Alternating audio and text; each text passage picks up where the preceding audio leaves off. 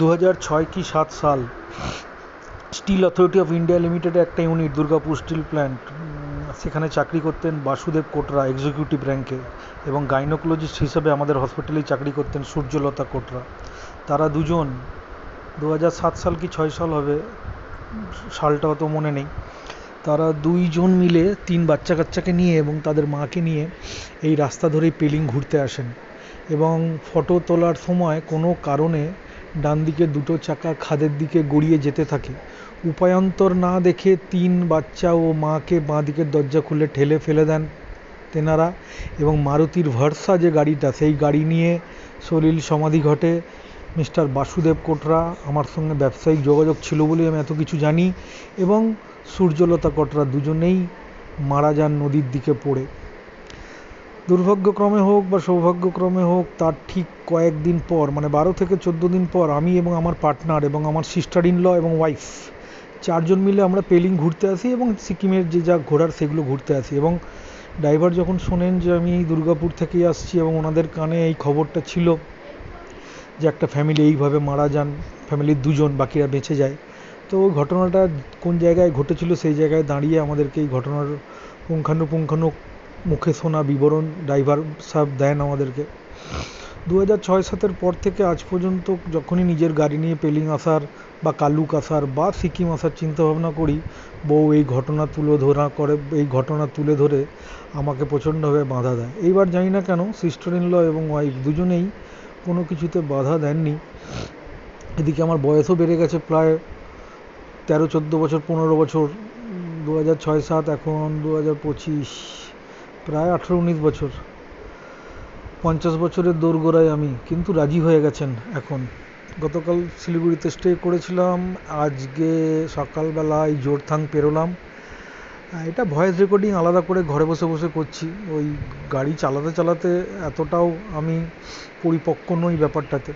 যাই হোক, কালুকের উদ্দেশ্যে জোরথাং পেরিয়ে যাত্রা শুরু করেছি।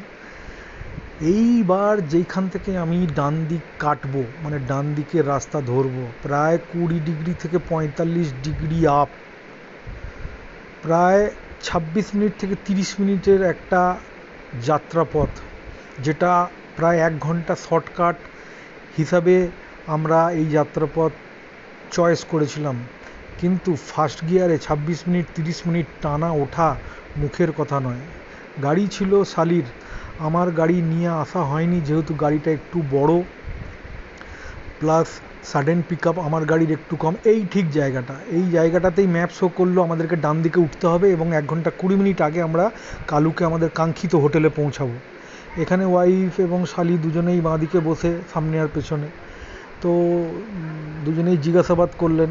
ভদ্রমহিলা এক দোকানদার, উনি ছিলেন এই গাড়িটা, এই যে আর্থ মুভার্স যে গাড়িটা, তার পাশের একটা দোকানে ভদ্রমহিলা ভালোভাবে বললেন যে রাস্তা দিয়ে কালুক খুবই তাড়াতাড়ি পৌঁছানো যাবে, কিন্তু খুব আপ এবং রাস্তা খারাপ, গেলে সাবধানে যাবেন, আস্তে আস্তে চালিয়ে যাবেন।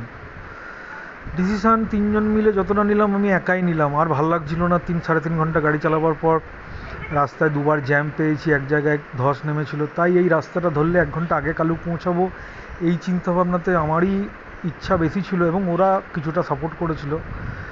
গিয়ে ডান দিকের রাস্তা ধরলাম।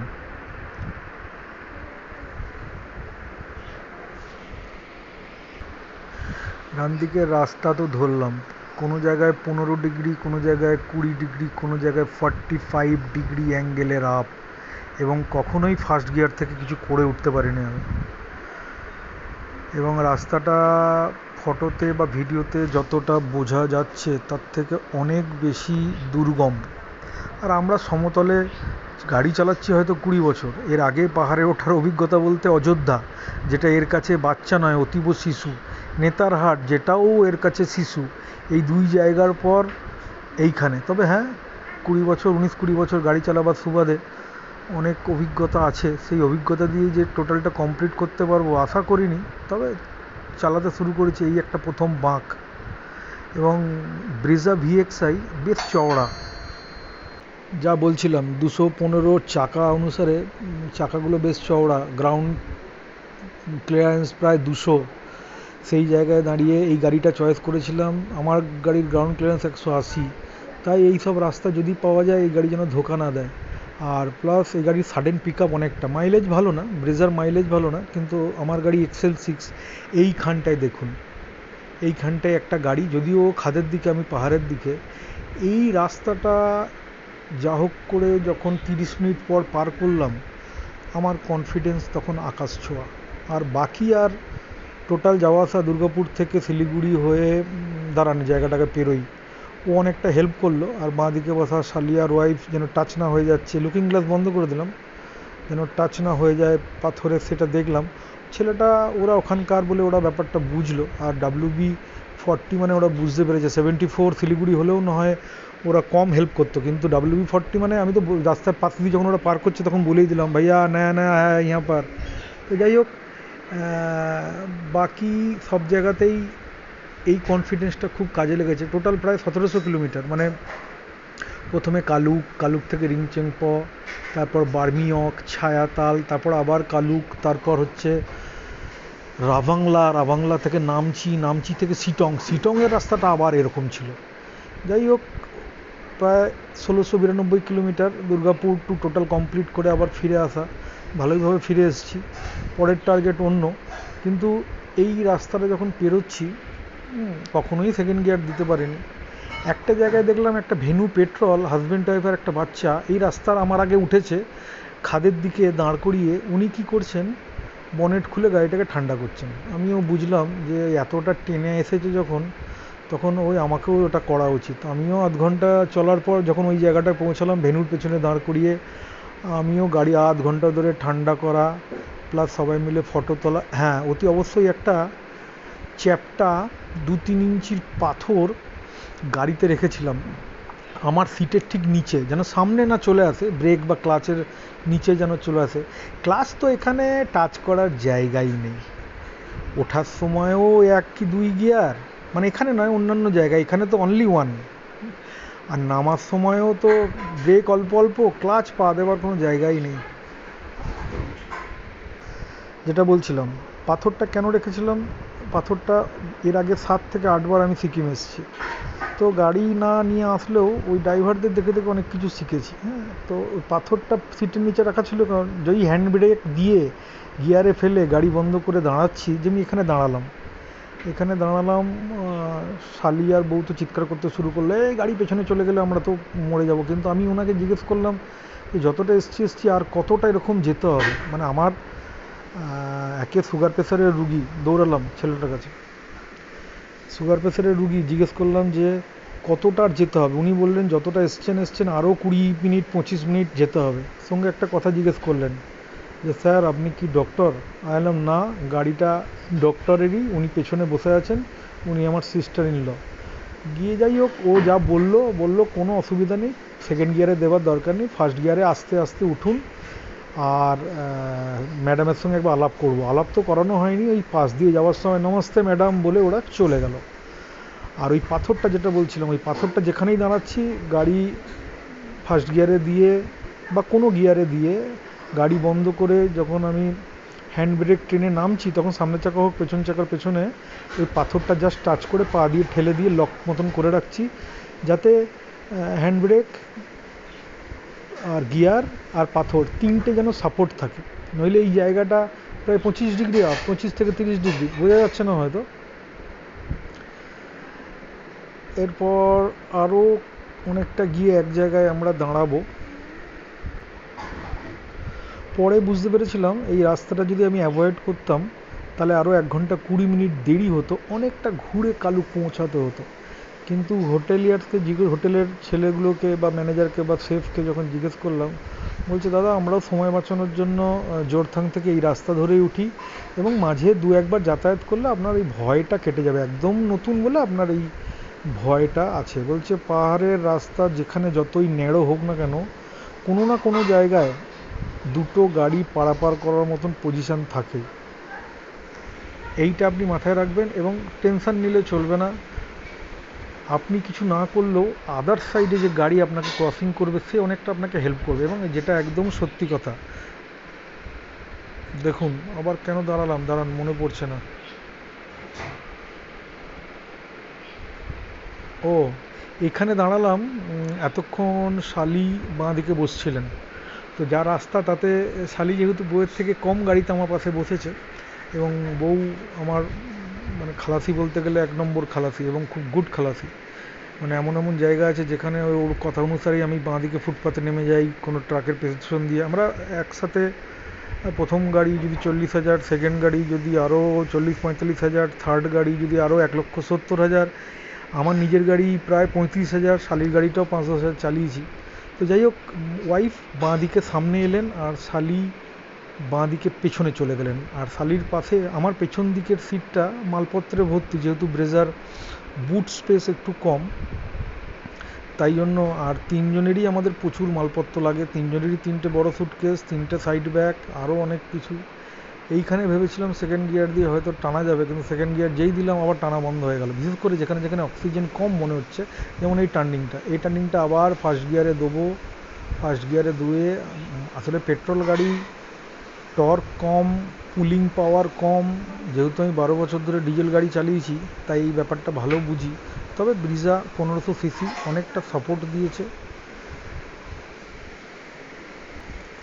তবে লাইফ টাইম অ্যাচিভমেন্ট যদি বলা হয় বা চিরস্মরণীয় একটা ট্যুর যদি হয় তাহলে এইটা, কেননা এটাই প্রথম এইরকম পাহাড়ে চড়ার একটা মানে 4x2 গাড়ি নিয়ে, না ডিজেল গাড়ি না 4x4, সেইখানে এই সম্পূর্ণ নিজস্ব দক্ষতা। গাড়িও অনেকটা হেল্প করেছে, অস্বীকার করা যাবে না, তবে ডিজেল গাড়ি হলে নিশ্চয়ই ভালো হতো, কারণ আমি জানি ডিজেল গাড়িতে ফার্স্ট গিয়ার সেকেন্ড গিয়ারে ক্লাচ ছেড়ে দিলে অ্যাক্সিলেটার না দাবালেও ও ঠিক টেনে টেনে তুলে দেয়, যতই উঁচু পাহাড় হোক না কেন। এই আমার বেসিক একটা আইডিয়া আছে।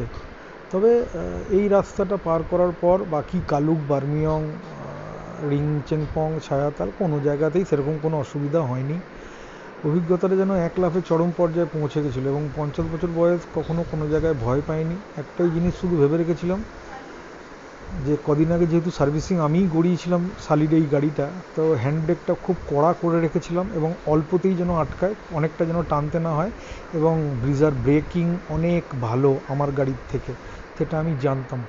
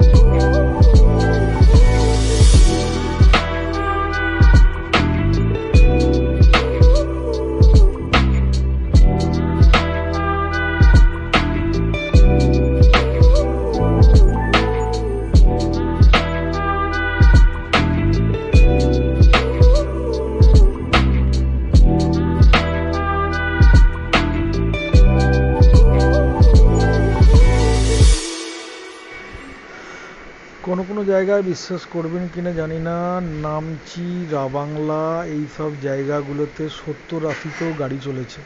কোনো জায়গায় 90 স্পিড উঠেছে, রাস্তাটা সেরকম ছিল। এমন এমন জায়গা পার করেছি যেখানে এত গরম যে সেকেন্ড গিয়ারে গাড়ি আপে উঠছে কিন্তু গাড়ি এসি চালিয়েছে, উপায় নেই, এত গরম লাগছে।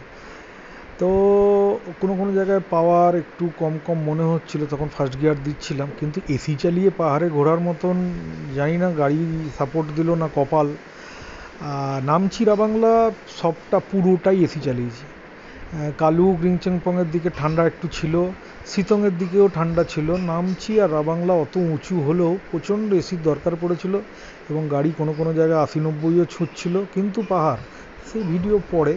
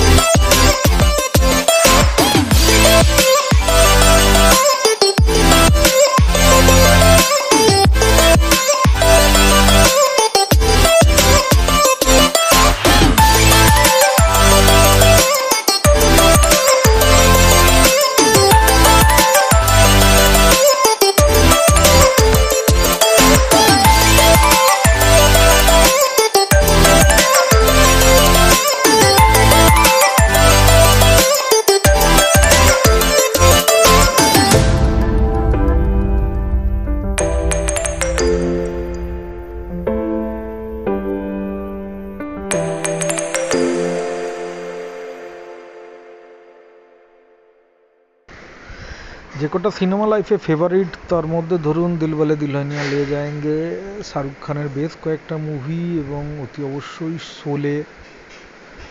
তো এই শোলে উচ্চারণ করতে গিয়ে বুঝতে পারলাম আমার এই ব্লগ করা লাইফে হয়ে ওঠেনি কেন। আমি আমার শয়ের দোষে আমি খুব ভুগি এবং উচ্চারণগত আমার অনেক সমস্যা আছে। দেখুন আরেকটা গাড়ি চলে এসেছে, কিন্তু আমি খাদের দিকে নেই, কোনো টেনশন নেই, যা হবে আপনার হবে। হ্যাঁ, তবে হ্যাঁ, আমি এই ডাউনেও, এই চড়াইয়েও আমি কিন্তু টুক করে পেছনে ব্যাক গিয়ারে চলে আসাটা ভালো শিখেছি। মানে যেহেতু পেছনে ব্যাক ক্যামেরা আছে তাই এটা অত অসুবিধা হয় না। এইবার চরম উঁচু জায়গাটায় কিন্তু আসছি, যেখান থেকে সব পাহাড় নিচে মনে হবে, মানে যেটা কালুকের মেন পাহাড়। আর একটু পরেই চলে আসবো, 19 মিনিট তো, আর 10 মিনিটের মধ্যে চলে আসবো।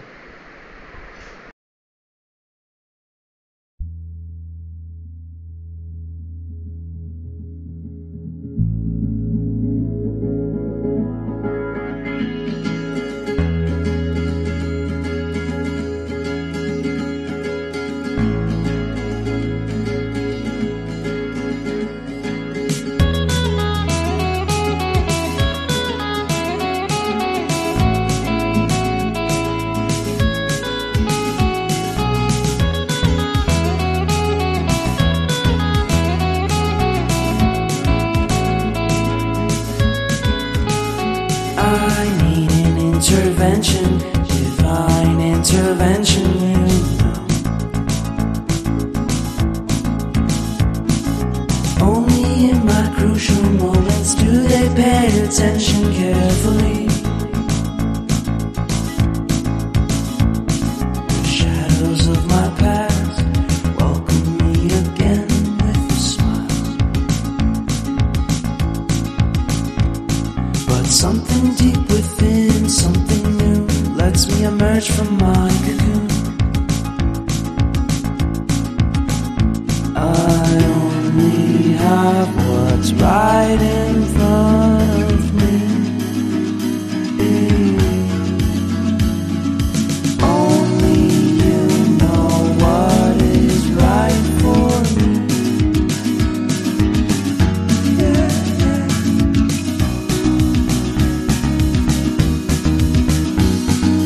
Compromise, compromise, compromise.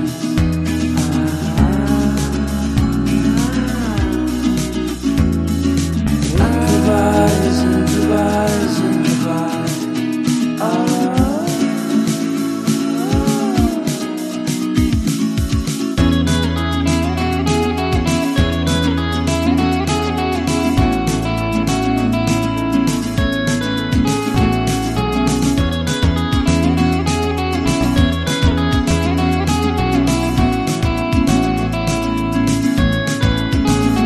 I mean a nice vacation and pure introspection, you know.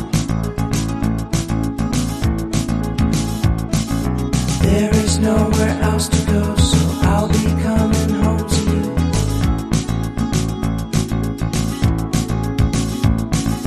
Your sadness doesn't compare to the happiness that's just around the corner. I only have what's right in front of me. Only you know what is right for me.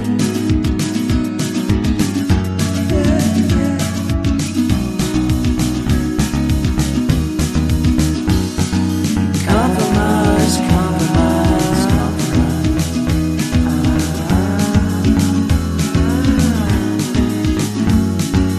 Improvise, improvise, improvise.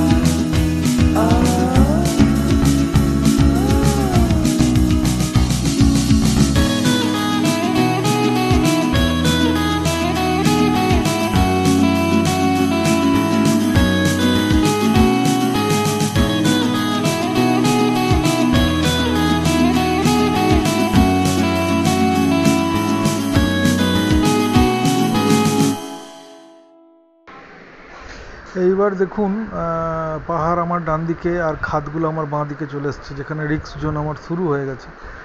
তো এখানেও মনে হয় একটা দুটো গাড়ি আসবে, তবে others মানে আমরা যারা সমতলের লোক তারা ছাড়া আদার্স সবাই বেশ হেল্পফুল। আর এমন জায়গায় একটা ফেঁসে গেছিলাম, সেটা হচ্ছে ইয়েতে ওঠার সময়, সিতংয়ে ওঠার সময়। আমি রিকোয়েস্ট করেছিলাম, দেখুন আমরা সমতলের অত ভালো গাড়ি চালাতে পারি না, আপনি কি রং সাইডে হয়ে পাহাড়ের দিকটা আসবেন? তা আমি তাহলে অনেকটা পাহাড়ের দিকে যদি যাই, মানে ঠিক এরকমই একটা সিচুয়েশান, কিন্তু ও পাহাড়ের সেফ দিকে থাকতো, সেটাতে না করে আমি ওকে রিকোয়েস্ট করাতে ও খাদের দিকে চলে এলো। এই ঘটনা নয়, অন্য একটা জায়গায় সিতংয়ে উনি কিন্তু সিকিমের ড্রাইভার ডান দিকে চলে গেলেন, আমি আমার ডান দিকে চলে গেলাম, তাহলে আমি সেফ জোনে গেলাম এবং উনি ব্যাপারটা অ্যাডজাস্ট করলেন, যেটা আমাদের সমতলে কোনো ড্রাইভারকে এই কথা বললে হয়তো মার খেতেও পারতাম। যাই হোক, আর কয়েক মিনিটের মধ্যে ওই জায়গাটায় আসবো যেখানে ভেনু দাঁড়িয়ে রেস্ট নিচ্ছিল, সেটা দেখে আমিও রেস্ট নেওয়া শুরু করব। এবং ভেনু চলে যাওয়ার পরও আমি প্রায় 20-25 মিনিট দাঁড়িয়েছিলাম, ফটো তুলেছিলাম এবং মানসিকভাবে একটু রিফ্রেশ হচ্ছিলাম, কেননা অনেকটা চাপের রাস্তা আমি পার করলাম। এই যে মনে হচ্ছে সমতল টাইপের রাস্তা, এটাও কিন্তু ফার্স্ট গিয়ারেই টানতে হচ্ছে, কোনো সেকেন্ড গিয়ার কিছু দেওয়া যাচ্ছে না।